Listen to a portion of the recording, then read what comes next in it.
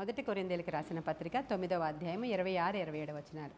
అక్కడ పౌలు గారు మాట్లాడుతూ ఏమంటారంటే, ఇతరులకు ప్రకటించిన తరువాత భ్రష్టుడనైపోదునేమో అని నా శరీరమును నలగగొట్టి దాన్ని లోపరుచుకొనుచున్నాను అనేటువంటి మాట ఉంది. ఉందా అక్కడ 27వ వచనంలో? ఆయన ఇతరులకి నేను వాక్యం ప్రకటించిన తర్వాత ఒకవేళ నేను భ్రష్టుడనైపోతానేమో అని నేను నా శరీరాన్ని నేను నలుగా కొట్టుకుంటున్నాను అంటాడు.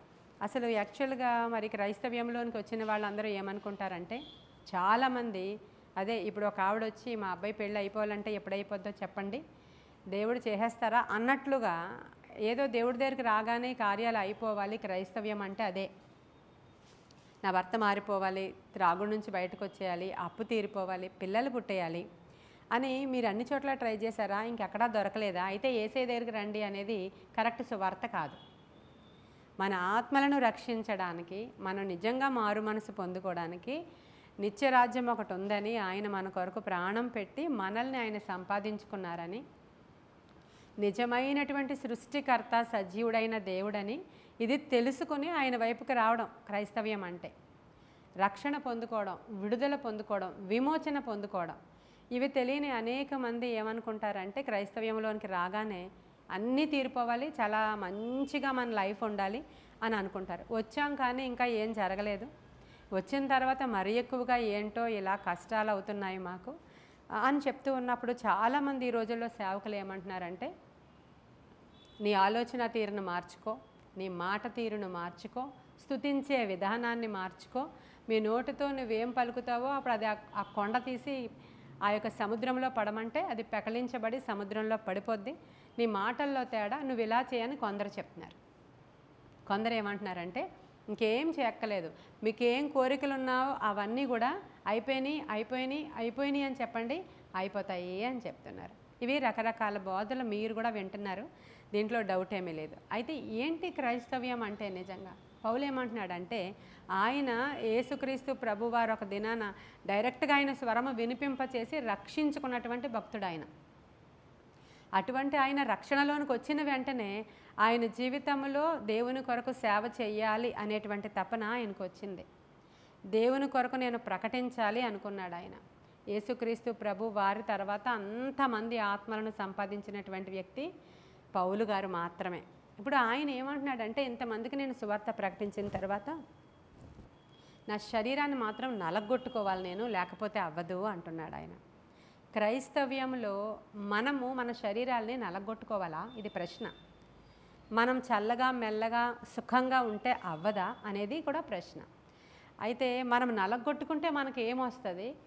అసలు మనం ఎలా ఉండాలి, ఎలా ఉంటే దేవుని యొక్క కార్యాలని మనం చూడగలుగుతాం, మన ఎడల దేవుని ఉద్దేశ్యాలు దేవుడు నెరవేర్చుకుంటాడు అనేవి ప్రశ్నలు.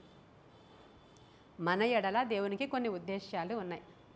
ఆ ఉద్దేశ్యాలు నెరవేర్చబడాలంటే మనము మన శరీరాన్ని ఏం చేసుకోవాలి అనేది ఇక్కడ ప్రశ్న. పౌలు ఏమంటున్నాడంటే, నా శరీరాన్ని నేను నలగొట్టుకోకపోతే నేను భ్రష్టుడిని అయిపోతాను. ఇంత సేవ చేసి భ్రష్టుడు అయిపోతాడంట ఆయన. అసలు భ్రష్టుడు అనే పదానికి ఇంకో చోట ఎక్కడైనా ఏమైనా ఉందా అంటే, హెబ్రీయులకు రాసిన పత్రికలో ఉంటుంది కదా, ఒక్క పూట కూటి కొరకు జ్యేష్ఠత్వపు హక్కుని అమ్మి వేసుకున్న భ్రష్టుడైన ఏశావు వంటి వారు అనే మాట మనకు అక్కడ కనబడుతుంది. భ్రష్టుడని ఈ యొక్క పౌలు ఉపయోగించాడు కాబట్టి నేను మళ్ళీ భ్రష్టుడి దగ్గరికి వెళ్ళాను. అంటే ఏంటి? ఆయన ఒక్క పూట కూటిని కూడా, ఒక్కసారి ఒక పూట ఆకలిని కూడా ఆయన కాసుకోలేకపోయాడు. ఆయన కొంతసేపు ఆగితే వండుకోవడమో, తెచ్చుకోవడమో, ఇంకోటి ఆల్టర్నేట్ తినడమో ఆయన చేసుకుంటే సరిపోను. ఇవ్వకపోతే పో అంటే సరిపోను, కొంచెం పెట్టు అంటే సరిపోను. ఏహంగా జ్యేష్ఠత్వపు హక్కుని అమ్మేసుకున్నాడు. కాబట్టి బైబిల్ ఏమందంటే ఆయన్ని భ్రష్టుడు అంది. అంటే శరీరము ఈ ఆకలిని కొంచెం సేపు ఆయన నియంత్రించుకోలేక పోయాడు. ఆ శరీరాన్ని అతను కంట్రోల్లోనికి పెట్టుకోలేకపోయాడు. కాబట్టి అతను భ్రష్టుడైపోయాడు. ఈ శరీరాన్ని మనము మన కంట్రోల్లో ఉంచుకుంటేనే మనము క్రైస్తవులము. ఈరోజు అది ఫస్ట్ పాయింట్. మన శరీరాన్ని ఎప్పుడైతే మన స్వాధీనంలో, మన కంట్రోల్లో మనం ఉంచుకుంటామో వాళ్ళే క్రైస్తవులు. మిగతా వాళ్ళు క్రైస్తవులు కారు. చాలా క్లియర్గా రాసుకోవచ్చు మీరు. మిగతా వాళ్ళు క్రైస్తవులు ఎంత మాత్రం కూడా కాదు. ఎందుకంటే దేవునికి మన శరీరాల్ని సజీవ యాగముగా సమర్పించుకోవాలి అని లేఖనంలో రాయబడి ఉంది. దేవునికి అది ఎక్కడుందో చూద్దామా. రోమీలకు రాసిన పత్రిక 12వ అధ్యాయము 1-2 వచనాలు. కాబట్టి సహోదరులారా, పరిశుద్ధమును దేవునికి అనుకూలమునైన సజీవ యాగముగా మీ శరీరములను ఆయనకు సమర్పించుకొనుడని దేవుని వాత్సల్యమును బట్టి మిమ్మును బ్రతిమలాడుకొనుచున్నాను అని ఉంది. దేవునికి అనుకూలమైన సజీవ యాగాలంట మన శరీరం. దేవునికి అనుకూలంగా మన బాడీ ఉండాలి. శరీరం గురించి మాట్లాడుకుంటున్నాం. దేవునికి అనుకూలమైన సజీవ యాగంగా మీ శరీరాల్ని దేవునికి సమర్పించుకోండి అని రాయబడి ఉంది. సజీవ యాగంగా మన శరీరాలు సమర్పించుకోవడం అంటే ఏంటి? దేవునికి అనుకూలంగా, ఆ మాట ఇది చూడాలి మనం ఈరోజు. దేవునికి అనుకూలంగా మనం ఉన్నామా లేమా? దేవునికి అనుకూలంగా మనం లేకపోతే ఎవరికి అనుకూలంగా ఉన్నట్లు? దయ్యానికి అనుకూలంగా ఉన్నట్లు. దేవునికి అనుకూలంగా లేకపోతే సాతానికి నీ బాడీ అనుకూలంగా ఉంది. అది ఏమైనా చేయించగలదు మీ బాడీతో. దేవునికి అనుకూలంగా నీ శరీరం లేదండి. నీ శరీరము సజీవ యాగంగా లేకుండా సుఖాశక్తి కలిగినటువంటి శరీరం నీ శరీరం. పడుకో, తిను, త్రాగు, సుఖించు. ఇంతకు మించి నీకు నీ బాడీని నువ్వు కష్టపెట్టవు. కొంచెం కష్టమైందంటే చర్చికి రావు. కొంచెం కష్టమైందంటే ప్రార్థన కూడా చెయ్యవు. కొంచెం కష్టమైందంటే అవసరమైతే దేన్నైనా వదిలేసుకుంటావు. కాబట్టి నీ శరీరము నీ ఆధీనంలో లేదు. నీ శరీరాన్ని సజీవ యాగంగా ప్రభువుకి సమర్పించలేదు. కానీ నువ్వు సమర్పించిన కారణంగా నీ శరీరాన్ని సాతానుడు వాడుకుంటున్నాడు అనేది 100% సత్యం. ఇది చాలామంది క్రైస్తవులకి తెలియని విషయము. అంటే మన శరీరాలు నలగగొట్టబడుట అనేది, లేదంటే మనము ఒక శ్రమల మార్గములో నడుచుట అనేది, లేదంటే మనము కొన్ని రోజులు నలగగొట్టబడడం అనేది దేవుని చిత్తమే. అది లేకపోతే మన శరీరము మనకి లోబడదు, దేవునికి అనుకూలముగా మార్చబడదు. ఇది జ్ఞాపకం పెట్టుకోవాలి. దేవునికి అనుకూలంగా మన శరీరము మార్చబడదు. మీకు అందరికీ తెలుసు, స్మిత్ విగిల్స్వర్త్ అని ఒక ఆయన గురించి చెప్తాను నేను. ఆయన చనిపోయిన వారిని 16 మందిని లేపేశాడు. ఆయన చనిపోయిన బాడీ దగ్గరికి వెళ్ళి ఇలా నుంచోబెడతాడు. ఆయన బాడీని గోడకి నుంచోపెట్టి లేవమని ప్రార్థన చేస్తాడు. చుట్టూ ఉన్న వాళ్ళందరూ నవ్వుతారు. నవ్వరా మరి? డెడ్ బాడీ దగ్గరికి వెళ్ళి లే లే లే అంటుంటే ఎవరైనా నవ్వుతారు. కానీ ఎవరిని పట్టించుకోడు ఆయన. పరువును పట్టించుకోడు ఆయన, సిగ్గును పట్టించుకోడు ఆయన, మరి దేన్ని కూడా పట్టించుకోడు ఆయన. మళ్ళీ చెప్తాడు ఆ బాడీతో, మళ్ళీ చెప్తాడు. ఆ బాడీ కింద పడిపోతూ ఉంటుంది. కొంతమంది తిడతారు, కొంతమంది ఏమో పర్వాలేదు నువ్వు ట్రై చేయనియండి, ఇంకో చోట అలాగే చేశాడు ఈయన అంటూ ఉంటారు. కొంతమంది నవ్వుతారు ఆయన చూసి. ఇవి ఏమి ఆయన పట్టించుకోడు. ఎందుకంటే ఎవరిని పట్టించుకోడు ఆయన. అలాగా 16 మంది చనిపోయిన వాళ్ళని ఆయన లేపేశాడు. వాళ్ళందరూ బ్రతికిపోయారు వాళ్ళు. అప్పుడు ఆయన అడుగుతున్నారు, నీ శక్తికి కారణం ఏంటి? ఇన్ని స్వస్థతలు జరగడానికి కారణం ఏంటి? ఇంతమంది చనిపోయిన వాళ్ళని ఎలాగ నువ్వు రక్షించగలుగుతున్నావు, బ్రతికించగలుగుతున్నావు అంటే, నేను నా దేవునికి అనుకూలంగా ఉన్నాను కాబట్టి నా దేవుడు నా ద్వారా ఈ కార్యాలని జరిగించుకుంటున్నాడు అని చెప్పాడు ఆయన. హల్లెలూయా. నా దేవుడికి నేను అనుకూలంగా ఉన్నాను. ఎలాంటి అనుకూలతలో ఉన్నానంటే, వారానికి 7 రోజులు, రోజుకి 24 గంటలు నా దేవుడికి నేను అనుకూలంగా ఉన్నాను. కాబట్టి ఆయన నన్ను వాడుకుంటున్నాడు అని చెప్పినప్పుడు అది పేపర్లో వేశారు వాళ్ళు ఆ రోజు. ఇలా అన్నాడు ఒక దైవజనుడు అని చెప్పి. అంటే రోజుకి 24 గంటలు ఉంది, వారానికి 7 రోజులు ఉంది. కానీ మనము దేవుని కొరకు ఎంత సమయం కేటాయిస్తున్నాం అనేది మన అందరికీ తెలిసిన విషయమే. చాలామందికి కూడా అందరికీ తెలిసిన విషయమే. దేవుడు ఏం కోరుకుంటున్నారంటే, మన శరీరాలు సజీవ యాగంగా ప్రభువు కొరకు ఎప్పుడు కూడా సమర్పించబడి సిద్ధంగా ఉండాలి. సిద్ధంగా ఉంటే దేవుడు మనల్ని వాడుకుంటాడంట. చాలామంది ఇదిగో మనకి యూట్యూబ్లో చూసిన వాళ్ళు అడుగుతున్నారు ఏమని అంటే, మాకు కృపావరాలు రావాలంటే ఏం చేయాలి? మేము పాటలు పాడాలంటే ఏం చేయాలి? బాప్తిస్మం తీసుకోవాలంటే ఏం చేయాలి? ముందుగా కృపావరాలు అన్నీ వచ్చేయాలి. ఏం చేయాలి? కృపావరాలు దేనికోసం? దేవుని కోసమే వాడబడాలి. మేము కూడా ఇంకొకరికి ప్రార్థన చేసినప్పుడు వాళ్ళు కూడా స్వస్థపరచబడాలి. ఇప్పుడు లక్మా సిస్టర్ గారు యూట్యూబ్లో వాళ్ళందరికీ, అంటే గూగుల్ మీట్లో వాళ్ళందరికీ ప్రార్థన చేస్తుంటే అందరూ హీల్ అయిపోయారు అని చెప్తున్నారు. ఇలా మేము వాడబడాలంటే ఏం చేయాలి అని అడుగుతున్నారు వాళ్ళ ప్రశ్న. మీలో చాలామందికి దేవుని సేవ చేయాలనే ఆశ ఉంటుంది. మిమ్మల్ని అడిగితే మీరు అందరూ చేయెత్తుతారు, మాకు దేవుడు అంటే ఇష్టం అండి, మేము మా దేవుని సేవ చేయాలనుకుంటున్నాం. మీరు ప్రార్థన చేసేటప్పుడు కూడా ప్రభువా నన్ను వాడుకో అనే మాట అనకుండా మీరు ప్రార్థన చేయరు. మీరు అందరూ అంటారు ఆ మాటని, మమ్మల్ని వాడుకో ప్రభువా, మమ్మల్ని వాడుకో ప్రభువా అంటారు. మనల్ని వాడుకోవాలి అని అంటే అర్హమైన పాత్రగా మనము ఉన్నామా లేదా? కఠినమైన పాత్రను దేవుడు ఏమైనా వాడుకోగలడా? వాడుకోలేడు. ఫ్లెక్స్ అవ్వలేని పాత్రను దేవుడేం వాడుకుంటాడండి? నువ్వు బెండ్ అవ్వాలి కదా ఆయన వాడుకోవాలంటే, నువ్వు మోటివేట్ అవ్వాలి కదా ఆయన వాడుకోవాలంటే, నువ్వు కొంచెం లోబడాలి కదా ఆయన వాడుకోవాలంటే. కాబట్టి నీ శరీరాన్ని నలగగొట్టుకోకుండా, ఆయనకు సజీవ యాగంగా నీ శరీరాన్ని సమర్పించుకోకుండా ఖచ్చితంగా ఆయన వాడుకోలేడు. నువ్వు సత్క్రైస్తవుడు అవ్వలేవు. ఇది మాత్రం జ్ఞాపకం చేసుకోవాలి. మనము ఈ మాటను జ్ఞాపకం చేసుకోలేదు. చాలా కష్టంగాను చాలా టఫ్గాను మనకు అనిపిస్తుంది. మరి తమ దేవునిని ఎరుగువారు బలము కలిగి గొప్ప కార్యాలను చేస్తారు. దానియేలు గ్రంథం 11వ అధ్యాయంలో ఉంది. తమ దేవునిని ఎరుగువారు బలము కలిగి గొప్ప కార్యాలు చేస్తారంట. గొప్ప కార్యాలు చేసిన వారందరూ కూడా వారి శరీరాలను వాళ్ళు తమను తాము నలగొట్టుకున్న వాళ్ళే. గొప్ప కార్యాలు చేయాలంటే, గొప్ప కార్యాలు వాళ్ళ ఇంట్లో జరగాలంటే, గొప్ప కార్యాలు వాళ్ళ జీవితంలో జరగాలంటే అంతవరకు వెళ్ళిపోకండి. ఒక ఐఏఎస్ చదవాలి, గ్రూప్స్కి ప్రిపేర్ అవ్వాలి. వాళ్ళు రోజుకి 18 గంటలు కూడా చదువుతారు. రోజుకి ఎన్ని గంటలు? 24 గంటల్లో 18 గంటలు వాళ్ళు చదువు మీద శ్రద్ధ నిలుపుతారు. వాళ్ళు రాత్రి అంతా చదువుతారు, పగలంతా చదువుతారు, కేవలం భోజనానికి లెగుస్తారు వాళ్ళు. అలా సాధించిన వాళ్ళతో ఇంటర్వ్యూలు తీసుకుంటారు. మీరు ఎలా సాధించారయ్యా ఇది అంటే, నేను ఎంతసేపు చదివాను, నేను ఏ కోచింగ్ సెంటర్కి వెళ్ళాల, లేకపోతే పలానా కోచింగ్ సెంటర్కి వెళ్ళాను, కానీ నేను నా పర్సనల్ టైంని కోచింగ్ అయిపోయాక ఇంతసేపు నేను వాళ్ళకి నిద్ర ఎలా సరిపోతుంది?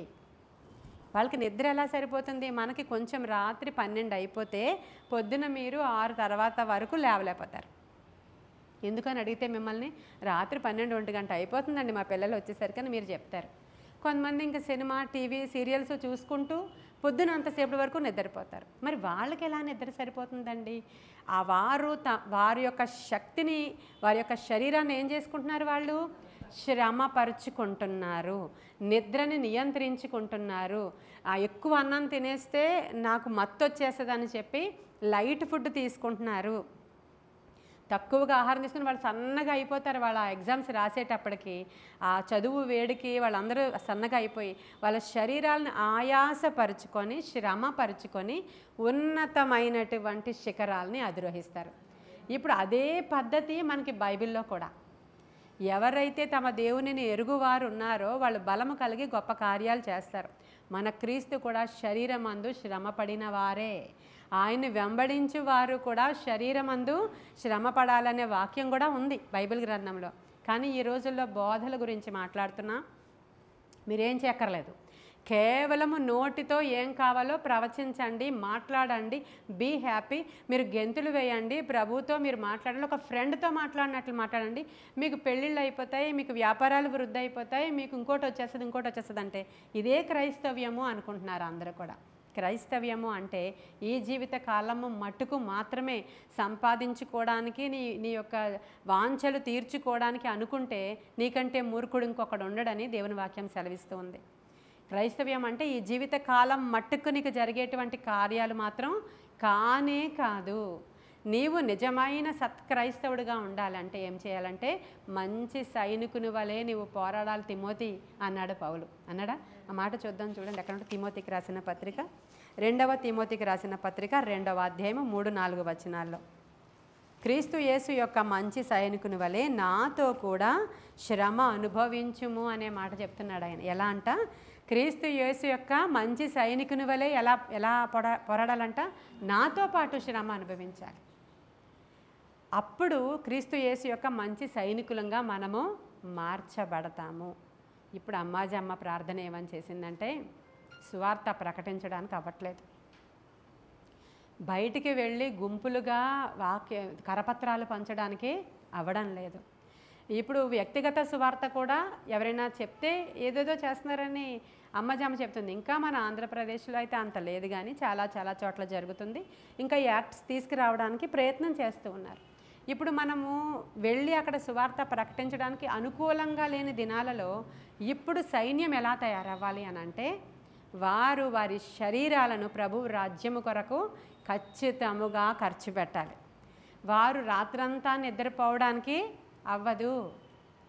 నీవు నిజముగా దేవుని చేతిలో బలముగా వాడబడాలి అని అనుకుంటే నీ శరీరాన్ని ఖచ్చితంగా నీవు నలగగొట్టుకొని ఏం చేస్తావు? నువ్వు రాత్రిలో సగం రాత్రి దేవునికి కేటాయించాలి, సగం రాత్రి నీవు పడుకోవాలి. మన యొక్క ప్రైమ్ మినిస్టర్గా చేసినటువంటి ఇందిరాగాంధీ, ఆవిడ ప్రైమ్ మినిస్టరేనా? ఆవిడ రోజుకి 3 గంటలే నిద్రపోయేవారంట. మిగతాదంతా కూడా వర్క్.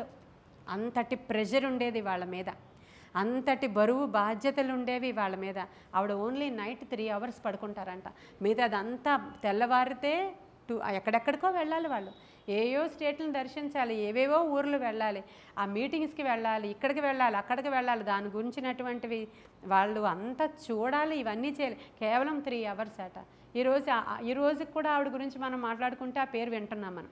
ఆవిడ తర్వాత చాలామంది వచ్చారు, ఆ పేర్లు చాలామందికి తెలియవు. నిజమే కదా? చాలామందికి తెలియదు. మీకు ప్రైమ్ మినిస్టర్స్ అందరి పేర్లు చెప్పండి అంటే ముందు ఆవిడ తెలుస్తారు మనకి, ఇప్పుడున్నటువంటి ఆయన తెలుస్తారు మనకి. మధ్యలో మనం చదువుకున్న వాళ్ళమైతే కొంచెం జీకే ఉంటే 2-3 పేర్లు చెప్పగలరేమో మీరు. కానీ బలము కలిగి గొప్ప కార్యాలు చేసిన వారు ఎప్పటికీ నిలిచిపోతారు అక్కడ. జాయ్ చెరియన్ గారని ఆవిడ కూడా ఒక వాక్యంలో చెప్తున్నారు. ఇప్పుడు ఉన్న పాస్టమ్మ గారు ఏమన్నా అందరికీ తెలుసు, ఆవిడ యూట్యూబ్లో టీవీలో వస్తూ ఉంటారు. ఆవిడ ఏమంటున్నారంటే ఇప్పుడున్నటువంటి బరువు బాధ్యతలు, ఇన్ని సంఘ బాధ్యతలు, ఇన్ని బ్రాంచెస్, ఇంత హెవీ లోడ్ నాకున్న కారణంగా నేను రాత్రి 3 గంటలే నిద్రపోతాను అని చెప్పారు ఆవిడ. ఇవి విన్నప్పుడు ఆ వయసులో ఉపవాసాలతో ఉంటూ 3 గంటలే నిద్రపోతూ ఉంటే మనం వెళ్ళి ప్రేయర్ రిక్వెస్ట్లు ఇవ్వడానికి ఎంత ఇష్టమో మనందరికీ.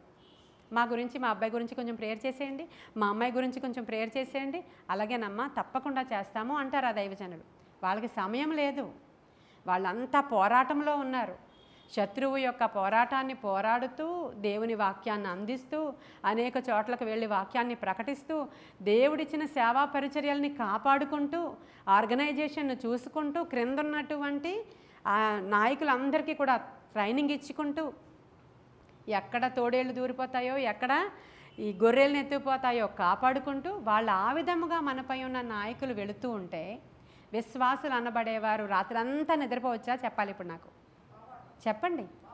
రాత్రంతా నిద్ర, అదే అమ్మాయి మెసేజ్ లాగా వీళ్ళ ప్రార్థన చేసింది. రాత్రంతా నిద్రపోయేటువంటి దినాలు ఇవి కావు.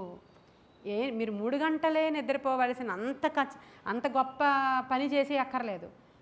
అట్లీస్ట్ 4కి లేచి 6 వరకు, లేదంటే 3 o'clock లేచి ఒక 5 వరకు, ఒక 3 గంటల సేపు నీ శరీరం నలగొట్టుకోవడానికి. అది అంటే నలగొట్టుకోవడం అంటే కొరడాలతో, మనము బయలుదేవత ప్రవక్తల యొక్క శిష్యులం కాదు. నువ్వు కొరడాలతో కొట్టుకోకర్లా, రంపంతో కోసుకోకర్లా, శరీరాలని నువ్వు ఆయాసపరుచుకోకర్లా. అలాగ శ్రమపడి మనకి వారి రక్తాన్ని కార్చి పునాది వేసి పెట్టేశారు ఆది క్రైస్తవులు మనకి. ఆ పునాదుల మీద ఈ క్రైస్తవ్యం నిలబడిపోయింది. ఈరోజు వ్యక్తిగత సువార్త చేయడానికి వీలుగా లేదు, బయట కరపత్రాలకు వీలుగా లేదు. నువ్వు చేయాలనుకున్నావు ఒకప్పుడు, కానీ చేయలేదు, అయిపోయింది, టైం దాటిపోయింది. చేయడం మీ అందరికీ ఇష్టమే. దేవుని సేవ చేయాలంటే చాలామందికి చాలా ఇష్టం, కానీ చేయలేకపోయారు కదా, అయిపోయింది కదా, సమయం దాటిపోయింది. ఇప్పుడు క్రిటికల్ టైంలోనికి వచ్చేసాం మనం. ఇప్పుడు వెళ్ళి చేయలేము, కానీ నీవు మోకరించి చేస్తే అవన్నీ జరిగిపోతాయి అక్కడ. నీవు మోకరించి క్రీస్తు యేసు యొక్క మంచి సైనికుడు వలె నీవు పోరాడితే, దేనికోసం? దేవుని రాజ్యము కోసం, ఆయన నీతి కోసం మొదట వెతికితే నీ ప్రేయర్ రిక్వెస్ట్లు ఏమున్నాయో అవన్నీ ఆయనే తీరుస్తాడు. ఆ గవర్నమెంట్దే బాధ్యత మంది కాదు. కొన్ని గవర్నమెంట్లు ఉంటాయి, వాళ్ళు జస్ట్ కన్సీవ్ అవ్వడం వరకునే వాళ్ళ పని. తర్వాత కన్సీవ్ అయిన దగ్గర నుంచి తిరిగేసి గవర్నమెంట్ డబ్బులు ఇస్తూ ఉంటుంది వాళ్ళకి. ఈ పిల్లోడిని పోషించే వరకు, పెంచే వరకు, డెలివరీ అయ్యే వరకు. అసలు ఇలా ప్రెగ్నెంట్ అవ్వగానే 60,000 ముందు పంపిస్తారంట. ఎంత బాగుందో కదా. ఆవిడ పోషకాహారం తీసుకోవడానికి ఫుల్ కేరు, ఆ బిడ్డల్ని కూడా గవర్నమెంటే పోషిస్తుందంట. అలాగా మన ప్రభుత్వం కూడా నీవు ఆయన నీతి కోసం, రాజ్యం కోసం నీవు పోరాడే మంచి సైనికుడి యొక్క జాబ్ నీవు తీసుకుంటే అవన్నీ ఆయనే చేసుకుంటాడు. అదే చెప్పాడు ఆయన. నా నీతిని, నా రాజ్యాన్ని నువ్వు మొదట వెతికితే నీకేం కావాలో అన్నీ సమకూర్చబడతాయి. హల్లెలూయా. విశ్వాసులు ఈ రోజుల్లో వాళ్ళు ఏమనుకుంటున్నారంటే, మేము చల్లగా మెల్లగా ఏసీ వేసుకొని ఇలా అన్నం అయిపోగానే కొంచెంసేపు జోగి నిద్రపోతే, ఆ తర్వాత మళ్ళీ పొద్దున్న లేచి చిన్న కుటుంబ ప్రార్థన, తండ్రి స్తోత్రం, రాత్రి కాపాడవు, నీకు వందనాలు, ఈరోజు కూడా కాపాడే, ఈరోజు ఏమేమి జరగాలో అవన్నీ చేసే, నీకు వందనాలు, మా సంఘాన్ని కూడా కాపాడే, ఆమేన్, అయిపోయింది. నీకు నువ్వు సైనికుడివి కాదు. నువ్వెలా సైనికుడు అవుతావు? సైనికుడు అంటే అతని శరీరాన్ని స్ట్రాంగ్గా చేసుకోవడానికి చాలా ఎక్సర్సైజులు చేయాలి. రోజు కూడా ఎక్సర్సైజులు చేయాలి. చిన్న తేడా వచ్చినా చాలా పెద్ద పనిష్మెంట్ ఉంటుంది సైనికులకి. వాళ్ళ శరీరము ఆకుల్లో పడుకోవడానికి సిద్ధంగా ఉండాలి, కొండ మీద పాకడానికి కూడా సిద్ధంగా ఉండాలి. ఆ విధమైన సిద్ధపాటు కలిగిన శరీరము ఉంటేనే అతడు ఒక మంచి సైనికుడు అవుతాడు. ఆ మంచి సైనికుడి దగ్గరికి శత్రువు ఎవడో రావడానికి జడిసిపోతాడు. వాడు వచ్చినా ఇతన్ని ఏమి కూడా చేయలేకపోతాడు, ఎందుకంటే ఇతను కంప్లీట్ ఫిట్గా ఉన్నాడు కాబట్టి. అలా లేని సైనికుడి దగ్గరికి ఆ శత్రువు వచ్చి వీడు మెడ పట్టుకొని తీసుకుని వెళ్ళిపోద్ది. మన శుక్రవారం చెప్పాను నేను. కాబట్టి ఈరోజు చాలా జాగ్రత్తగా మనం జ్ఞాపకం చేసుకోవాలి. దాని చేతుల్లోనే ఉన్నాయి మన శరీరాలు. చాలా జ్ఞాపకం చేసుకోండి మీరు. మన శరీరాలు అన్నీ దాని చేతుల్లో ఉన్నాయి కాబట్టి, మన శరీరాన్ని మనం నలుగగొట్టుకోలేకపోయాం కాబట్టి, ఇది సుఖానుభవము కలిగి ప్రవర్తించు వారు బ్రతికి ఉండి కూడా చచ్చిన వారితో సమానమే అని చెప్పి లేఖనంలో రాయబడి ఉంది. ఈ రోజుల్లో సేవకులకే బాధ్యత అన్నట్లు అందరూ రిక్వెస్ట్లు సేవకులకి ఇచ్చి వాళ్ళందరూ శుభ్రంగా తిని శుభ్రంగా పడుకొని, నాకు బీపీ అండి, నాకు థైరాయిడ్ అండి, నాకు షుగర్ అండి, ఇదేదో డిగ్రీలాగా చెప్తున్నారండి. ఎవరిని కదుపు, నాకు షుగరు, నాకు థైరాయిడ్, నాకు ఇంకోటి, అందుకే రాలేకపోతున్నానండి ఈ మధ్యలోని. అప్పుడు నేనేమంటాను ఇంకా, సరేనండి అంటే జాగ్రత్తలు తీసుకోండి, ఓకే జాగ్రత్తగా ఉండండి అని సేవకులు చెప్పాల్సి వస్తుందండి వాళ్ళకి. కాబట్టి ఎందుకు వచ్చాయి అవన్నీ? సాతాను యొక్క దాడి కాదా నీ మీద? ఎందుకు వచ్చింది ఆ రోగం నీ మీదకి? సాతాను యొక్క దాడి కాదా? క్రీస్తు పొందిన దెబ్బల చేత మనకి స్వస్థత, ఆయన కార్చిన రక్తము ద్వారా మనకి విడుదల, స్వస్థత ఆయన ఇచ్చాడు. ఎప్పుడో ఇచ్చేశాడు. కానీ నీకు రోగాల పాలవుతుంది నీ శరీరము అంటే అటాక్లు ఎక్కువగా సాతానుడు చేస్తున్నాడు. నీ శరీరాన్నే వాడుకోవాలనుకుంటున్నాడు వాడు, ఎందుకంటే అది క్రీస్తు ఆలయముగా లేదు కాబట్టి. ఇప్పుడు నా శరీరాన్ని క్రీస్తు ఆలయంగా చేసుకోవాలంటే ఏం చేయాలి? సజీవ యాగముగా ఆయనకి సమర్పించి ఉపవాసముల చేత నీ శరీరాన్ని నీ కంట్రోల్లోనికి తెచ్చుకోవాలి. ఉపవాసం ఉన్నప్పుడు ఏమవుతుందంటే నీ శరీరం నీ ఆధీనంలోనికి వస్తుంది, నీ స్వాధీనంలోనికి వస్తుంది. ఎవరో చూస్తారనో, నీ భర్త నీ మీద జాలి పడతాడనో, అయ్యో అమ్మ అసలే ఉపవాసం రా బాబు అల్లరి చేయొద్దని చెప్తాడనో, అయ్యో అని నీ మీద జాలి చూపిస్తాడనో. సాతాను వేషాలు అవన్నీ సాతానుడి యొక్క, నీకు తెలియదు అదంతా నిజం అనుకుంటావు నువ్వు. మనుష్యులను చూసి ఇదంతా నిజం, అయ్యో అవును నాకు ఈ మధ్యలో చాలా బాగాలేదు కాబట్టి నేను అస్సలు ఉపవాసం చేయకూడదు, చేస్తుంటే నేను దడ్మని కింద పడిపోతున్నాను అంటాను దేవుడు. ఇది అపవాది యొక్క ఎత్తుగడ, ఖచ్చితంగా. కాబట్టి నీ శరీరాన్ని ఎప్పుడైతే నలగగొట్టుకుంటావో అప్పుడే సత్క్రైస్తవుడిగా నీవు ఉంటావని లేఖనంలో రాయబడి ఉంది. ఆయన అంటాడు, 1 కొరింథీయులకు రాసిన పత్రిక 15వ అధ్యాయం 10వ వచనం చూడండి. అయినను నేనేమై ఉన్నానో అది దేవుని వలననే అయ్యున్నాను, మరియు నాకు అనుగ్రహింపబడిన ఆయన కృప నిష్ఫలము కాలేదు కానీ వారందరికంటే ఎక్కువగా ప్రయాసపడితేనే అంటాడండి పౌలు. నేను ప్రయాసపడుతున్నానంటే ఏదో నా గొప్పతనం అని అనుకోకండి, అది దేవుని యొక్క కృప. ఇప్పుడు దేవుని కృప మనకుంటే మనం ప్రయాసపడడానికి కూడా కృప మనకి సహాయము చేస్తుంది. ఎక్కువగా ప్రయాసపడ్డం అంటే ఇందాకే చెప్పాను, ఒక ఐఏఎస్ ఎలాగా రాజకీయ నాయకులు ఉంటారండి, వాళ్ళు ఎలక్షన్స్ స్టార్ట్ అయిన డేట్ ఇచ్చిన దగ్గర నుంచి రాత్రి పగలో తిరుగుతుంటారు. వాళ్ళు రాత్రులు నిద్రపోరు, వాళ్ళు అలా తిరుగుతూ ఉంటారు, శ్రమ పడుతూ ఉంటారు, డబ్బులు ఖర్చు పెడుతూ ఉంటారు, వాళ్ళ శరీరాలని కూడా ఆయాసపరుచుకుంటూ ఉంటారు. చాలా అసలు నిద్రలేని రాత్రులు వాళ్ళందరూ కూడా అంటే ప్రయాసపడ్డాం. నేను చెప్పేది వాళ్ళ చదువు కోసం ప్రయాసపడిన వాడు ఐఏఎస్ అయిపోయాడు. డాక్టర్లు కూడా చాలా ప్రయాసపడాలి, వాళ్ళ శరీరాన్ని వాళ్ళు మలుచుకోవాలి, చదువు కోసం సిద్ధపరచుకోవాలి. వాళ్ళకి ప్రాబ్లమ్స్ వస్తాయి, శరీరంలో ప్రాబ్లమ్స్ వస్తాయి, శరీరంలో మార్పులు వచ్చేస్తాయి. వాళ్ళు నైట్ అంతా మేల్కోవడం ద్వారా ఒబేసిటీ వచ్చేస్తుంది వాళ్ళకి జుట్టు ఊడిపోతూ ఉంటుంది వాళ్ళకి. అప్పుడు మనం బాహ్యంగా చూసిన మనకి ఏమనిపిస్తుంది అంటే వాళ్ళు ఈ లోకంలో బ్యూటీని, హ్యాండ్సమ్గా ఉండడాన్ని కాపాడుకోలేకపోతారు. ఎందుకంటే వాళ్ళు ఒక దానికోసం పోరాడుతున్నారు, ప్రయాసపడుతున్నారు వాళ్ళు. ఇప్పుడు మనము మన ఫీల్డ్లో ప్రయాసపడినప్పుడు మనం కూడా ఆవిడేమంటుందంటే, నేను ఎండలో తిరుగుతున్నాను కాబట్టి నేను నల్లని దాననైనను చక్కని దాననే అంటది షూలమ్మితి. ఎందుకంటే నా గొర్రెల్ని నేను మేపుకోవడానికి ఎండలో తిరగాలి. నేను తిరుగుతున్నాను కాబట్టి ఇలా అయిపోయాను, నేను నల్లగా అయిపోయాను అని ఆవిడ గురించి ఆవిడ మాట్లాడుతూ ఉంటుంది. కాబట్టి మనము సొగసు, స్వరూపము, అందము, మెయింటెనెన్స్ చూసుకోవడానికి చాలామంది ఈ రోజుల్లో దాన్ని కాపాడుకోవడమే వాళ్ళ యొక్క ప్రయాస. దానికి ఎంత ప్రయాస అంటే చెప్పలేము. ఇంకా ఎన్ని ప్లాస్టిక్ సర్జరీలు చేయించుకుంటున్నారండి. ముక్కంతా కోసేస్తున్నారు, ఈ జాస్ కోసేస్తున్నారు, ఈ జాస్ అంతా కూడా కోయించేసుకుంటున్నారు. ఇది షేప్ సరిగ్గా లేదట ఎవరికో, ఇది కోయించేసుకుంటున్నారు. ముక్కు సరిగ్గా లేదు. ఎన్ని ముక్కు సర్జరీలు అంటే మీకు తెలియదు. చిన్నప్పుడు ఫోటోలు చూపించమని అడిగితే మీకు తెలుస్తుంది ఎంతమంది ముక్కులు స్ట్రైట్గా చేసేసుకున్నారు. చిన్నప్పుడు వాళ్ళు అలా ఉన్నవాళ్ళు కారు. ఇప్పుడు అంత అందానికి ప్రాముఖ్యత. వాళ్ళ శరీరాన్ని అలా నలగొట్టుకుంటున్నారు. వాళ్ళ శరీరాన్ని అలా నలగొట్టుకుంటూ ఆ యొక్క క్యాన్సర్కి కారకమైనటువంటి క్రీములు, ఇంకా మేకప్ ఇంత ఒత్తున 1 ఇంచ్ ఒత్తున వేస్తారు. మన యూట్యూబ్లో పెట్టారు.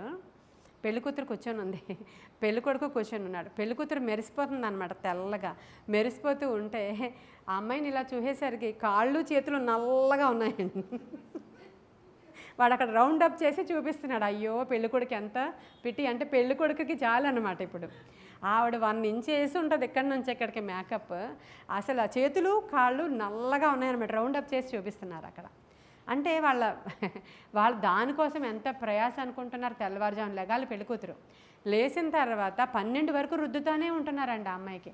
12 వరకు రుద్ది చెక్కి అన్నీ చేసి తెల్లగా చేసి అక్కడ కూర్చోబెడితే నేను ఎంత బ్యూటీనో కదా అని మురిసిపోద్ది. తనకు తాను మోసపోద్ది అక్కడ. అపవాది మోసగాడు వాడు నువ్వెంత కష్టపడిపోయావో ఇంకా చాలే నిద్రపో అని చెప్తే నీకు నువ్వే జాలిపడిపోయి తెల్లవారుజామున 5 గంటలు లేస్తావు, చూడు నీకు ఎంత ప్రయాసపడుతున్నావు, ఇవన్నీ చేస్తున్నావు, నువ్వు పడుకుండి పో అని వాడు అంటున్నాడని చెప్పి అప్పుడు ఆవిడ ఏం చేసింది, బైబిల్ చదువుకోవడానికి సమయం సరిపోవట్లేదని 4కే లేస్తుందంట. హల్లెలూయా.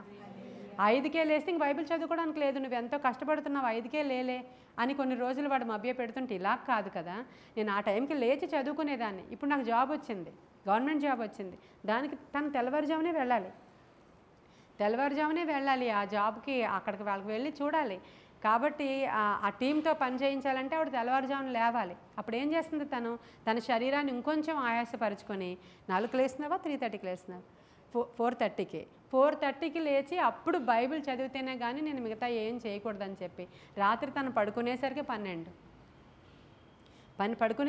అవుతుంది. ఇప్పుడు తను ఏం చేస్తుంది, తన శరీరాన్ని తన ఇంటి కోసం, ఉద్యోగం కోసం తను శ్రమపరుచుకుంటుంది. కాబట్టి రిలాక్స్డ్గా కూర్చుంది. నాకు గవర్నమెంట్ జాబ్ వచ్చింది, నేను రిలాక్స్గా ఉంటాను, నాకు ఏ భయం లేదు, అన్ని ఫెసిలిటీస్ ఉన్నాయి దీంట్లో, నేను చేయను అంటే నేను లేవలేనండి. అంత 5 గంటలకు వచ్చే జాబ్ అయితే నాకు అక్కర్లేదంటే ఎప్పుడు పిలిస్తే అప్పుడు వెళ్ళాలి, ఎప్పుడు మీటింగ్ అయితే అప్పుడు వెళ్ళాలి.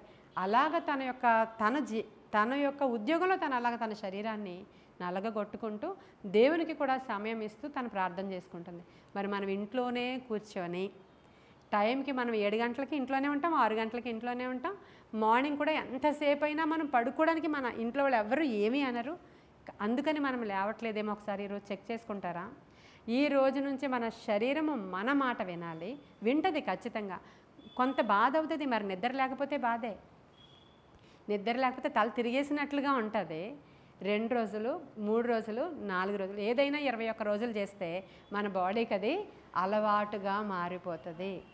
మనం చర్చిలో కూడా చీపురు పట్టుకుని తుడలేని స్థితిలో ఉన్నారు చాలామంది. ఎందుకంటే నాకు అలవాటు లేదనో, ఈ మధ్యలో అది కూడా ఏదో చూపిస్తున్నారు అక్కడ ట్రోల్స్లో, మనకు అలవాటు లేదనో కుర్చీ కూడా సర్దకుండా. అసలు మన శరీరం ఏమాత్రం కష్టపడకూడదు, కొంచెం సేపు కూడా దేవుని మందిరంలో ఎక్స్ట్రా ఉండకూడదు, మన శరీరం అసలు బాధపడకూడదు. ఇలాగ మన బాడీని మనమే శాతానుడికి అప్పగించేసుకున్నారని చెప్పడానికి చెప్తున్నా, ఎవరిని ఏమనడం లేదు. కాబట్టి దేవుని రాజ్యంలో గొప్పవారుగా ఉండాలనుకునే వారందరూ కూడా క్రీస్తుతో పాటు శ్రమను అనుభవించిన వారే. దానితో పాటు మనము మన జీవితంలో ఒక జయ జీవితం జీవించాలంటే ఖచ్చితంగా మన శరీరాన్ని మన స్వాధీనంలోనికి తెచ్చుకోవాలి. రోమీయులకు రాసిన పత్రిక 8వ అధ్యాయము 5 నుంచి 8 వరకు ఉన్న వచనాలు ఇంటికి వెళ్ళాక చూడండి, చదువుతాను ఇప్పుడు నేను. శరీరానుసారులు శరీరముల మీద మనస్సుంచుతారు, శరీరానుసారమైన మనస్సు దేవునికి విరోధమై ఉన్నది, అది దేవుని ధర్మశాస్త్రమునకు లోబడదు, ఏమాత్రమును లోబడనేరదు. కాగా శరీర స్వభావము గలవారు దేవుణ్ణి సంతోషపరచలేరు. అక్కడ ఉన్న మాటలే చెప్పానా ఇప్పుడు వరకు? ఇవేనా చెప్తున్నానండి నేను? శరీరానుసారమైన మనస్సట దేవునికి విరోధం అంట. విరోధం. శరీరానుసారమైన మనసు దేవునికి విరోధం. శరీరానుసారులు కేవలం శరీర విషయాల మీదే మనస్సు పెట్టుకుంటారు. వాళ్ళు ఇంకా మొత్తం బాడీ మీదే మనస్సు అంతా అదే. ఇప్పుడు ఇది తినకపోతే ఇదేమైపోతుందో, అది తినకపోతే ఈ విటమిన్ రాదు, అది తినకపోతే ఈ ప్రోటీన్ అందదు, అది తినకపోతే B12 డిఫిషియన్సీ. అంటే నాలెడ్జ్ ఎక్కువైపోయి మన వాళ్ళందరికీ ముందు తెలుసా ఇవన్నీ? ఆరోగ్యంగా ఉన్నారా లేదా ఈరోజు వరకు? సంపూర్ణ ఆరోగ్యంగా ఉన్నారు వాళ్ళు. అంటే వాళ్ళు ఉపవాసాలు లేరులేండి, ఒక మాటలో చెప్పాలంటే. వాళ్ళు ఉపవాసాలు తెలివిగా ప్రవర్తించండి, తెలివిగా తినండి. తినడం కూడా తెలివిగా తినాలి. అసలు ఉపయోగపడేవి తినండి. మనుష్యుడు రొట్టె వలన కాదు కానీ దేవుని నోటి నుంచి వచ్చేటువంటి ప్రతి మాట వల్ల బ్రతుకుతాడని బైబిల్లో రాయబడి ఉన్నది అక్షరాల సత్యం. అదేమి అబద్ధం మాత్రం కానే కాదు. అది నాకు బాగా తెలుసు. దేవుని మాటతో బ్రతుకుతారన్నమాట వాళ్ళు. దేవుని మాట చెప్పున బ్రతుకుతారు వాళ్ళు. శరీరానుసారాలు ఏం చేస్తారంటే ఇంక శరీరం మీద శ్రద్ధను నిలిపి, ఇప్పుడు ఇలా చేస్తున్నావా ఇంకంతేలే, నీకు పెద్ద అయ్యాక నీకు ఇంకా ఆరోగ్యం బాగోదు, నువ్వు ఇలా అయిపోతావు, నువ్వు అలా అయిపోతావు అని చెప్పి తల్లులు పిల్లలను ఉపవాసాలు ఉంచట్లేదు, పిల్లలు తల్లుల్ని కూడా ఉపవాసాలు ఉంచట్లేదు. ఎవరి యొక్క చిత్తాన్ని నెరవేరుస్తున్నారు మీరు? శాతానుడి యొక్క చిత్తాన్ని ఖచ్చితంగా నెరవేరుస్తున్నారు మీరు. చిన్ననాట నుంచే బాలుడు నడవవలసిన త్రోవవాడికి నేర్పించు, ఉపవాసం నేర్పించు. ఖచ్చితంగా ప్రార్థనలలో కూర్చొని మన శరీరం, అయ్యో మా అబ్బాయికి నడునొప్పి వచ్చేస్తుందండి, కొంచెంసేపు కింద కూర్చోలేడు అంటారేంటి, మరి మోకరించలేడు అంటారేంటి? ఎప్పుడు మోకరిస్తారు మరి? ఇంకెప్పుడు మోకరిస్తారండి? మీరు యవ్వన పిల్లలు మోకరించలేకపోతే మరి ఎప్పుడు మోకరిస్తారు వాళ్ళు? మోకరించి ప్రార్థన చేయాలి. ఆ సొలొమోను మోకరించి ప్రార్థన చేస్తే పరలోకం నుంచి అగ్ని దిగొచ్చేసిందంట. ఆయన రాజు అయినా ఇలా మోకరించి ప్రార్థించగానే మరి ఆకాశంలో నుంచి అగ్ని దిగి వచ్చిందంట.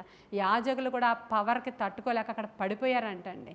అలాంటి అగ్నిని దించాడు సొలొమోను. జ్ఞానవంతుడు ఆయన చాలా జ్ఞానము దేవుని దగ్గర నుంచి సంపాదించుకొని ఆయన ఒక రాజు, ఆయన సంపాదించుకున్నాడు.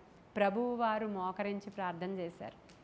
ఇక శిష్యులలో అనేక మంది మోకాళ్ళ ప్రార్థన అనుభవము గలవారే. మన పైనున్న నాయకుల విశ్వాసాన్ని మనం చూస్తే భక్త సింగ్ గారు అవ్వచ్చు, ఇంకా ఎక్కువ వయసులో మరి యేసన్న గారు అవ్వచ్చు, వీళ్ళందరూ వాళ్ళ వయసు ఉడిగిపోతున్న అనారోగ్యంగా ఉన్న వాళ్ళందరూ మోకరించి ప్రార్థన చేశారు కనుక వాళ్ళు గొప్పవారు అయ్యారు ఈ లోకంలో. మనము బలము కలిగే దేవుని కొరకు ఈరోజు గొప్ప కార్యాలు చేయవలసిన వారమై ఉన్నాము. కాబట్టి వ్యక్తిగత సువార్త కూడా చాలా ఇంపార్టెంటే. చాలా జ్ఞానము కలిగి వ్యక్తిగతంగా సువార్త చేయాలి ఒకటి. రెండవది, ఇంకా బయటికి వెళ్ళి సువార్త ప్రకటించడానికి అవ్వట్లేదు, కరపత్రాలు పంచడానికి అవ్వట్లేదు. దేవుని రాజ్యములోనికి ఆత్మల సంపాదన నశించిపోతున్న వాళ్ళని రక్షించలేకపోతున్నాము కనుక క్రీస్తు యేసు యొక్క మంచి సైనికుల వలె అందరము మార్చబడాలి. మొత్తం క్రైస్తవులందరూ మార్చబడాలి. ఎవరికి ఎక్స్క్యూజ్ లేదు. నిజంగానే మనం అందరము ఒకటే. ఆయన అన్నాడు, నన్ను ఫాలో అవ్వండి, నన్ను వెంబడించండి, నేనేం చేశానో అది మీరు చెయ్యాలి. కాబట్టి నన్ను వెంబడించి సువార్త ప్రకటించండి, దయ్యాలను వెళ్ళగొట్టండి, స్వస్థతలు చెయ్యండి, నా కొరకు గొప్ప కార్యాలు చేయండి అన్నారు. కానీ ఈ రోజుల్లో సేవకులు అనబడేవారు కొందరే. వాళ్ళ శరీరాలను ఆయాసపరుచుకుంటున్న వారు ఉన్నారు. చాలామందికి అదంతా ఆయాసపరుచుకోవాల్సిన అవసరత లేదు, శ్రమ పడాల్సిన అవసరత లేదు, మీరు ఏమీ కూడా ఏడవవలసిన అవసరత లేదు. తమను తాము దుఃఖింపజేసుకొని ఆ పండుగలు ఆచరించారంట వాళ్ళు. అది కూడా ఒక పండుగ. అది ఈ రోజుల్లో ఇజ్రాయెల్ కంట్రీలో పండుగల గురించి అన్నీ కూడా యూట్యూబ్లో పెడుతూ ఉన్నారు. అవి కాకుండా పుస్తకాల్లో రాసుంటే ఇప్పుడు కూడా ఇజ్రాయిలీలు చేస్తారు. వాళ్ళు చేసే పండుగ ఒక నెలంతా కూడా పశ్చాత్తాప పండుగ చేస్తారు. వాళ్ళు నెలంతా పశ్చాత్తాపం అన్నమాట. పశ్చాత్తాపంతో ఆ వాక్యాలు చదువుతూ మార్నింగ్ నుంచి నైట్ వరకు, ఆ చంద్రుడు కనిపించే వరకు ఉపవాసం ఉంటారు వాళ్ళు. ఆ తరువాత సమాజ మందిరంలోనే గడుపుతారు. అప్పటి వరకు బండి కూడా డ్రైవ్ చేయరంట, కారు కూడా డ్రైవ్ చేయరంట, వీధుల్లో కార్లు కూడా వెళ్ళవంట. వాళ్ళందరూ ఇంక వాళ్ళు ఏం చేస్తారంటే ఆ తోరా చదువుతూ తమను తాము పశ్చాత్తాపపరుచుకుంటూ వారి పాపాలను ఒప్పుకుంటూ ఆ లేఖనాలను చదువుతున్నారు. అలాగా మంత్రాల్లాగా ఉన్నాయి. వాళ్ళు చదువుతున్నవి వింటుంటే అలా చదువుతానే వాళ్ళు ఇలా ఊగుతూ అవి చదువుతున్నారు అన్నమాట. డే అంతా వాళ్ళు నైట్ వరకు ఉపవాసం. ఈరోజు ఇప్పుడు జరిగే ఫెస్టివల్సే చెప్తున్నాను.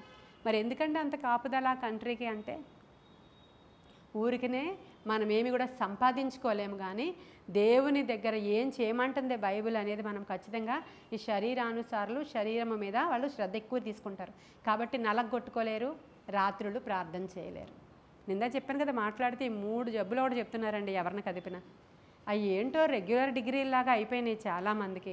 అవి ఏమి నిన్నేమి చేయలేవు, అవి చేయలేవు, అవే పారిపోతాయి. ప్రార్థన చేస్తుంటే ప్రార్థన చేసేవాడు శరీరం చాలా ఆరోగ్యవంతంగా మార్చబడిపోద్దండి. ఆరోగ్యవంతంగా మార్చబడిపోద్ది. నీవు ఒకసారి 3 అవర్స్ 4 అవర్స్ 5 అవర్స్ కేటాయించుకోవాలి. మనము ప్రభువులో మనం వృద్ధులము కాకూడదు. మీరు ముసలి వయసులో చిగురు పెట్టుచు ఉందిరంటే ఇదే. దేవునిలో మళ్ళీ మనము చిగురు పెట్టడం ఇదే నేను ఇప్పుడు చెప్పిన మాట. మనము మన డ్రెస్సుల కోసమో, మన అందం కోసమో, మన అలంకరణ కోసమో చిగురు పెట్టడం కాదు. దేవునిలో వాళ్ళు వృద్ధులు అవుతూ ఉంటే ఇంకా ఎక్కువగా ప్రభువు కార్యాల కొరకు వాళ్ళు డెడికేట్ చేసుకొని అన్నాలాగా మందిరములో ఉపవాసాలతో 80 సంవత్సరాల వృద్ధురాలు ప్రభువు రాక కొరకు కనిపెట్టిన సుమయోనులాగా అన్నాలాగా వాళ్ళు చిగురు పెట్టారు.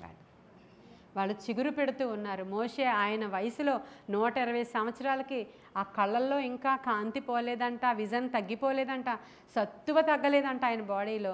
ఇంకా హీరో కాలేబు గారు ఆయన ఏమంటాడంటే ఇంకా నాకు 40 ఇయర్స్ లాగా ఉందండి, 80 నాకు అది నెంబరే అన్నాడు ఆయన. హల్లెలూయా, అది ఓన్లీ నెంబర్. నా బాడీ ఏం చెప్తుందంటే నాకు 40 ఇయర్స్ అని చెప్తుంది అన్నాడు ఆయన. వీళ్ళందరూ విశ్వాస వీరులండి. మనము దేవుని కొరకు ఎలా ఉందాం, మామూలుగా లోకం కొరకు లోకంలో చిన్నవారిగా కనబడట కొరకైనా ఆరాటం కాదు. కానీ దేవుని కొరకు మేము ఇలా ఉండాలి అనేటువంటి, నేనేమి వృద్ధురాలను అవ్వలేదు, అపవాదికి చెప్పాలి నాకేమి శక్తి తగ్గలేదు. అప్పుడెలా మోకరించి ప్రార్థన చేశానో, అప్పుడెలా ఉపవాసం ఉండి ప్రార్థన చేశానో, ఇప్పుడు కూడా నేను అలాగే ఉపవాసం ఉండి ప్రార్థన చేస్తా. ఈ రోజు నుంచి రాత్రి నుంచి లేస్తున్నాను కాసుకో అని చెప్పాలి. నేను ఈరోజు రాత్రి సగం రాత్రి ఇవ్వాలా, మనం టైం ఇవ్వాలా. మనం ఏమి చేస్తున్నాం మనం దేవుని కొరకు? శరీరానుసారులుగా ఈ రోజు నుంచి ప్రవర్తించిన వారు ధర్మశాస్త్ర క్రియలను అది నెరవేర్చలేరు, దానికి లోబడలేరు అని రాయబడి ఉంది. శరీరానుసారమైన మనసు దేవునికి విరోధమైనది అని రాయబడి ఉంది. రోమిలకు రాసిన పత్రిక 6వ అధ్యాయము 13, 19 వరకు ఉన్న వచనాల్లో ఉంది. నేను చదువుతాను, నేనేం రాసుకొచ్చానో. మీ అవయవములను దుర్నీతి సాధనాలుగా పాపమునకు అప్పగింపకుడి. అయితే మీ అవయవములను నీతి సాధనములుగా దేవునికి అప్పగించుకోండి. హల్లెలూయా.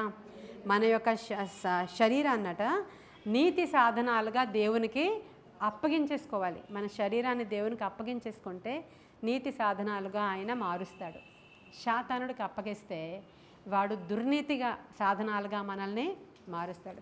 శాతానుడు ఏం చేస్తాడంటే సుఖానుభవంని ప్రేమించమని చెప్తాడు. శుభ్రంగా ఇందాక ఏషావు భ్రష్టుడు అయిపోయాడు కదా, అలా తిండి కోసమే బ్రతకండి. కొంచెం తినకపోతే మనం ఉండలేకపోవడం, అసలు ఒక గంట లేట్ అయితే మనం అసలు ఏదో అయిపోవడం, అసలు ఆ తిండి కోసమే మన బ్రతుకంతా అని బ్రతకడం, అలా కాంప్రమైజ్ అయిపోవడం. తిండి కోసం కాంప్రమైజ్ అయిపోయిన వాళ్ళు ఈరోజు ఎంతోమంది. ఎక్కడ కాంప్రమైజ్ అయింది? ఆ యొక్క రూపుకి చాలా అందంగా ఉంది, అది కంటికి చాలా రమ్యంగా కనబడుతుంది. జస్ట్ ఇలా తినంటే మొత్తం తినేసింది ఆవిడ. సగం సగం ఉంచింది లేండి ఆయనకి ఇవ్వడానికి. మొత్తానికి అక్కడే కదా పడిపోయింది ఆమె. దానిని నియంత్రించుకుని ఉండుంటే ఈరోజు స్త్రీ మీద ఇంత శాపం ఉండేదాన్ని ఒకసారి ఆలోచించుకోండి. అక్కడికి వెళ్ళండి మీరు, అక్కడ అర్థమైపోద్ది మీకు. అక్కడే అర్థమైపోద్ది మీకు అసలు ఫస్ట్ పాయింట్ ఏంటో. నీ శరీరాన్ని నువ్వు నియంత్రించుకోవడం అనేది చాలా. అంటే ఈరోజు నీ శరీరాన్ని నువ్వేం చేయాలంటే మీ అవయవములను నీతి సాధనాలుగా మార్చుకోండి. ఇప్పుడు దేవుని ఉద్దేశం ఖచ్చితంగా మన మీద నెరవేర్చబడాలి అని అంటే ఇంకేం చేయాల్సిన అవసరం లేదు. మీలో చాలామంది అడుగుతున్నారు, ఇంకా ఏం చేయాలో చెప్పండి ప్రభా, ఏం చేస్తే ఈ కార్యం జరుగుతుందో చెప్పండి ప్రభా, ఏం చేస్తే నాకు మా పిల్లలు మారుతారో చెప్పండి ప్రభా. ఏం చేయమంటావు? సమర్పించేసుకోమంటావా? తెల్లబట్టలు వేసేసుకోమంటావా? నడిచేయమంటావా? రాజమండ్రి నుంచి ఇక్కడి వరకు నడిచేయినా పోనీ, లేకపోతే కొండెక్కేయినా పోనీ, నా ప్రదక్షిణ చేసేయినా పోనీ, నా తలనీలాలు ఇచ్చేయినా పోనీ, ఏం సమర్పించుకోవాలో చెప్పు ప్రభు అని అడుగుతున్నారు కదా. శరీరాలని సమర్పించుకోండి అమ్మా, మీరేమీ సమర్పించుకోవాల్సిన అవసరత లేదని నాతో మాట్లాడారు, నేను మీతో మాట్లాడుతున్నాను. నాతో ఆయన మాట్లాడితే నేను మీతో మాట్లాడుతాను. నువ్వేమి సమర్పించుకోవాల్సిన అవసరం లేదమ్మా, అన్నీ అయిపోయినాయి.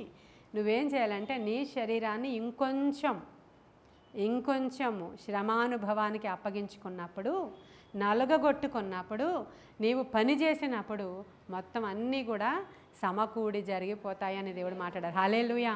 అలా అవ్వాలనుకునే వాళ్ళు ఈ రోజు నుంచి వాక్యం తీసుకోవచ్చు. దేనికి సంబంధం లేదు, మమ్మల్ని వదిలేస్తే వెళ్ళిపోతాం అన్నవాళ్ళు ఖచ్చితంగా దీన్ని అప్లై చేసుకోవాల్సిన అవసరత అయితే లేదండి. ఎవరికి ఇది అవసరమో యూట్యూబ్లో వారి కొరకు మాత్రమే ఈ వర్తమానం. దేవానికి వందనాలు, స్తోత్రాలయ. చెప్పిన మాటలలో ఉన్నటువంటి శక్తి అది ఒట్టిగా పోనేవద్దయ్యా. మేమైతే ఇక్కడ కొంతమందిగా మేము చేరి ఉన్నాము, కానీ అనేకులు ఈ మాటలు వినినప్పుడు ఖచ్చితంగా నా తండ్రి ప్రభా, ఈ మాటలలో ఉన్న అగ్ని వారిని తాకాలి, ఈ మాటలలో ఉన్న శక్తి వారిని తాకాలి, ఈ మాటలలో ఉన్నటువంటి బలము వారిని తాకాలి. అన్నిటికంటే ముఖ్యముగా దేవుని యొక్క వాక్యము యొక్క శక్తి వారిలో పనిచేయునుగాక. క్రైస్తవ్యములో మంచి సైనికుల వలె మేము అందరము పోరాడడానికి మా శరీరమే సాధనమని అయా అది తెలుసుకోవడానికి అవసరమైన కృప యేసు నామంలో ఈరోజు వారికి కలుగునుగాక. నాయన శరీరమే ఆయుధమని, ఈ శరీరాన్ని మేము ఎలా సాధు చేసుకుంటామో, ఎలా ట్రైనింగ్ ఇచ్చుకుంటామో, ఎలా నాయన దానిని నలగగొట్టుకుంటామో, మా ప్రభువు పనుల కొరకు ఉపయోగిస్తామో, అప్పుడు నాయన మా దేవుని యొక్క కార్యాలని నెరవేర్చువారం అవుతాం ప్రభా.